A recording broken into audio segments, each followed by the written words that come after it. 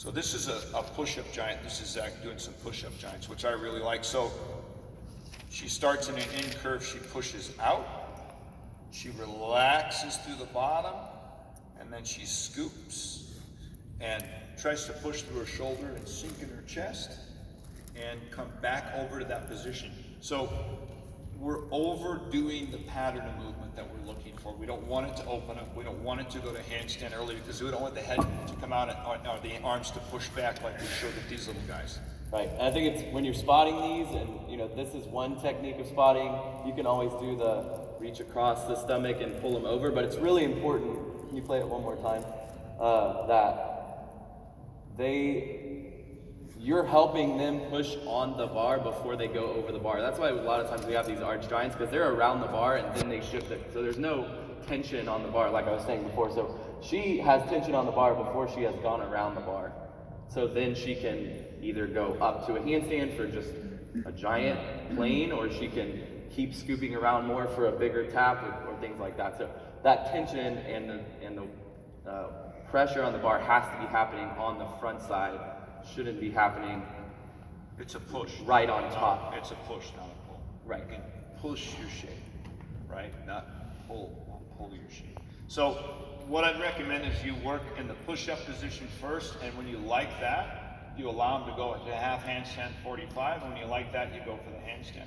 And then you get them so they can do them all. Push-up, 45, handstand. Because now I can control where that thing's gonna go, and I can teach a more advanced tap later on.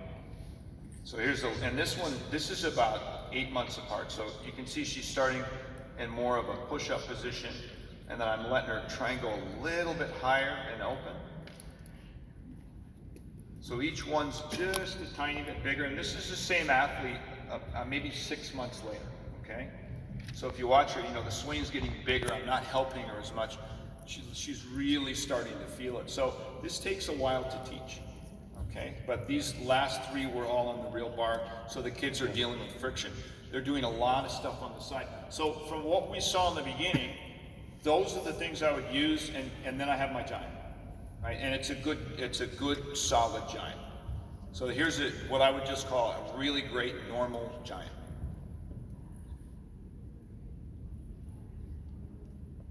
So the things I like about it are the things that we talked about. It's long. It slightly straddles. I mean, you can see she barely changes her shape other than the straddle. She lets the chest and hip come through. She keeps her head still. She gives it direction, and then she scoops. The head doesn't move. She comes to the top of the bar and just slides her hand really late. And you can see, if you watch her come to the top of the bar, watch the bar bounce. That's what I want. I want it to come up, and I want to see the bar going like this, because now I see a release, I see a weightless pirouette, right? Because the giant's right, it'll be easy to teach that stuff. And if we taught the legs in the beginning properly, a blind change will be really, really easy. You taught the exaggerated. You can see on these, her tap is not as exaggerated. Those are amazing giants, but you're never gonna get what you're teaching them. So you need to be teaching 150% to end up with 55. Because if you're teaching them to be pretty hollow and be in a nice, arch and then round in the front, you're not going to end up with that. You're going to end up with straight body. So we're teaching the dramatic shapes so that they end up with something that's still enough. Yeah, here's the shapes. Yeah, and they're going to grow too, right? They're going to grow and they're going to tighten up. So if it's exaggerated, maybe you'll have a little bit of that left later on. So just working on both taps. If you watch Emily, she's going under bar. And you can see the direction that goes, right? The shape she's in right there is pretty much the shape she hits over there. And now she's going to do a couple over bar. And there's the energy. One's curved, one is out way longer. And it loads the belly more, and you can see it swings a bit stronger. It's difficult to do, and that was from a tap swing, it wasn't from a full down swing. But they need to learn both later on if you want to do a little bit more advanced stuff. If you watch probably 8 out of the 10 kids that you'll see here at championships, they're going to do a bail tap for their dismount because it unloads a little earlier and it's got a lot of power. Watch Skyblade, she does it really, really good. So A very important part to me when I look at the Giant, I look at 2 taps. I don't just look at what we call a tap, which is this portion right here. If the back tap is soft and easy, this tap is going to be soft and easy because I don't load as much. And if I just swung down like this and loaded the bar, right? It'd be like if I'm tumbling like this, or if I bend and straighten, there's more power. So if I kick open hard, I can load the bar a little more, I can load my belly more, and I can give the next tap some direction. So pay a lot of attention to the back, the tap they do in the back. So if you watch this, Caitlin's just working on nice and long, then bringing her toes down and starting to kick more. And you can see that where the kick happens at the bottom, the more the toes are down, the later the kick happens, the more she goes over the bar. So I'm just going to play this and just watch the difference in the taps. So it's very long, now it's curving more, now it's really coming down. So you see what I'm saying? This shape, right, the longer it is over here, the longer it's going to be up here. The more you get radical with it and open it and load it longer, it unloads later on the other side and comes over the top. Can you run the whole thing again? Sure. You see this a lot, like last night and on Saturday with the men. They don't have a low bar, so they do this on every skill because that's how you get energy, changing the taps. And you see 3 or 4 different taps in every men's high bar routine. It's pretty interesting. And you'll see it in the women too, definitely. Yep. Between, when they're pirouetting and when they're dismounting. Yep.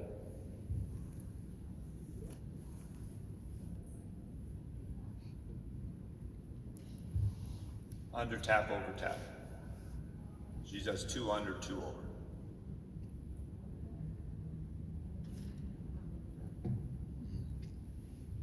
And this is every tap. She goes 2 over, 2 under, and then really radical on 2, like a Takachip type of a tap. So now she's over. Now we're going to make it bigger.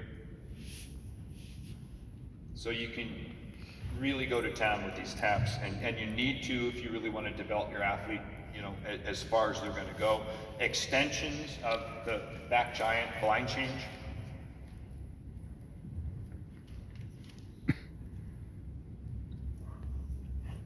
And see the subtle leg hip turn like we developed when they were little.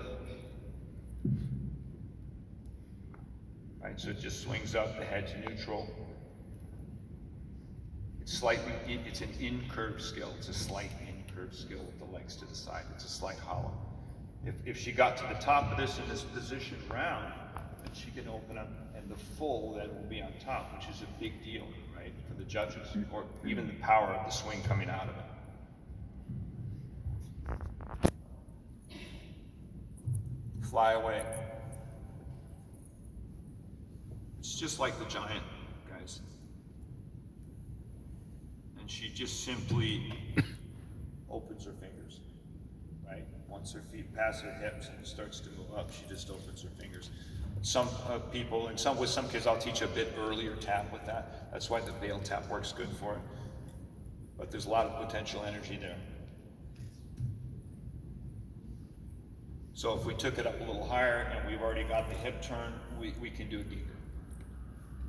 So you can see how the tap that we learn early dictates what we can do later on. And the harder skills get quite easy when the tap is right, and when they can load the bar and they can give the swing direction. All right, so front Giant, we'll go through two ways. And I basically, what you'll see, I skipped some things because I wanted to get to some flyaways as well, is that it's the same thing I taught backwards. It's no different the way that it's broken down. There's 2 ways to do the skill. This is my favorite way, which is a heck tap, which is where they're long and they do an L sit, essentially with a very pressed open armpit, and then they kick up the other side, and they're trying to drive their feet over their hands, and so their legs lift them because they have pressure on the bar to the top of the bar. And this, I like this more because, number one, if you're going to be involved with our national team, this is mandatory because it's a Jaeger and it's going to knock off some special requirements. And if we were to do it the opposite way, round, it's not gonna be as big or as easy, but it's safer. So, you know, with jail kids, I have no problem teaching either style.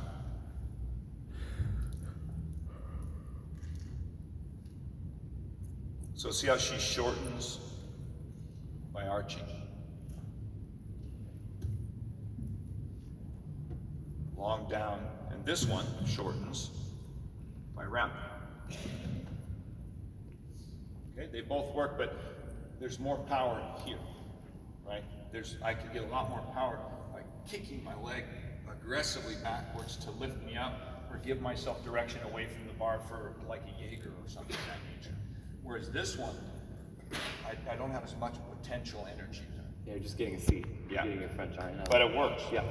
And it's safe because that really strong kick can rip you off the bar if they're not really good at support and shifting the grip at the right time. This one, you're putting more pressure on the bar because you're rounding up. You're not kicking and getting weightless and allowing your legs to lift you. Does that make sense? So I'm not going to show you how to develop this one. It's easy. I'm going to show you how to develop the other one. That would be my recommendation. But they both work, and you could straddle this one too. There's no deduction for that to shorten it up. That would make it easy. So we just start by being nice and open, extended, just piking the hip, not the armpit. I want to stay long from the wrist to the hip and just letting that slide back. And that's the action I want to use to get past the low bar. Okay, and then from the L, I want to work on driving my legs and freezing. Don't get radical, do big massive arches. They need to freeze and push to make this thing come up, not just arch up. So you can see she's trying to be tight at the end when she did that. This is another nice drill. We have the right size mat to do this so they can fall and touch the feet and then allow the hips to come through. You can do this to barrels as well off your low bar. Just make sure you put a mat behind it. Sometimes they'll do some weird stuff. Right? So they just get the timing.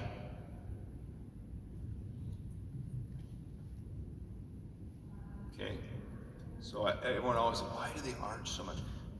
They arch so much in the beginning because their hip will fall to a deeper L. Right? If they're just like this, they're going to want to curve more. I want them to feel a really sharp L at the bottom with their armpit open. So I started really big. Can you leave it right there? I think people get so freaked out by this, but if her head was on the other side of her and she was going, you know, for a back giant, that's the same shape. That's the same backswing shape that he did on the barrel when the little girl jumped. It's the same thing. So, you know, you really don't have to be too nervous about it because the mechanics are the same. It's just the direction that changes. Yeah, he brings up a good point, and let me show you something. So why is this style easier? Okay, that's a front giant, correct? Watch when I play it in reverse.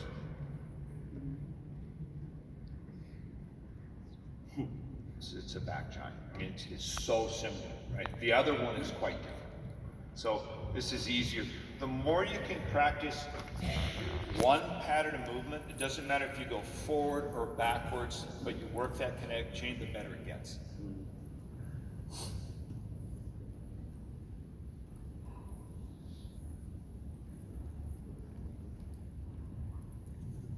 So again, it's just a building thing like what we did with the other one. You know, we just started swinging until it just goes over the top. So I don't want her to try and go over the top by bending or by pulling. I just want it to be pure swing. I don't care if she goes over the top. She can do this for months until she can feel that if she just simply kicked a little harder, she would go over the top. So don't worry about that. Just develop the pattern swing. And you see, all of a sudden, she just starts to get up to support, directs it a little bit more. You got to swing. If you want to be good, you just swing. And you notice there's no bar in there right now. So we're going to pop a bar in there and let them start working around a bar. Got to work on the low bar. We got to work on friction. Do not just do straps. So same thing that we worked on earlier. Okay. The critical point on this is that from the wrist to the hip, there's pressure on the bar and she stays straight, okay? And think about this. When we were doing the back giant, I said if the chest gets to the bottom too early and bottoms out, it makes the body unfold at the bottom, right? This is the same thing. If she were to be swinging it out and she piped her armpit, her hip would drop really early and it would force the legs to kick down. We want it to come through, so her center is moving up in a circle, and then we want to add to the circle with the kick. So if we break the shoulder, that won't happen, no matter what. So that's really important right there. See how she can direct it because her hip came through a bit. Her hip's moving up, and then she's going to kick to add to that. Right. And L sit, not a pike hang. And again, just working on that swing, perfecting that swing so it's right over the bar. So lots of stuff with the mat, and obviously if the mat is measured out, it's big and it's right on the button to where she's going to swing. If I can do this a couple, 100 times in a mat, when I put them up on a bar, they're going to know where the bar is, right? And I want her to maximize the swing. See, she knows right where that bar is. Because it's easier. If you let gravity do the work, it's much easier for you. So support is really, really important. So when we are even dealing with the strap, we need to get that. Where she gets weightless and shifts her wrist to push, and she's not going over the top of the rail, but she's in control now. So it would be really easy for her to start to increase that tap and take it more and more up, right? And I know she's safe because she can shift her wrist and push on the bar. If they don't do that on the front giant, it's really easy to come up and hit your face, especially if you're pulling on the bar. Yeah, safety push. So the front giant turns into Jaeger, front flyaway, double front, half out. So just to kind of show you, it's the same tap and the same swing and where it goes, if you do it the right way. This is why I prefer the heck tap, because it opens the door to some other things. Right, same technique, right? She just opens her fingers and lets go. Easy to control. And teach them front flyaway. Right? It's the beginning of the Jaeger or something else. Or I want you to watch the tap. This is exactly what we just taught. She sees it. Okay. Fly away. All right. Are we done on the 30 or the 35? 35. All right, we're almost done. Get kicked out. All right, so again, it's just the same nice swing. Very straight on the downswing. Shape change, slight straddle, hips, kick. Right? She's looking forward. She sees her legs come into the picture. She knows right where she's at. And all she does is open her fingers. That's it. Just let go. Right? And the center of mass continues upward and rotates away from the bar. Okay? So the key is, if you move in your legs very fast and you drop the bar, your upper body will catch your lower body if you have tension in your body. And if you do that and you make yourself shorter, then you'll speed up.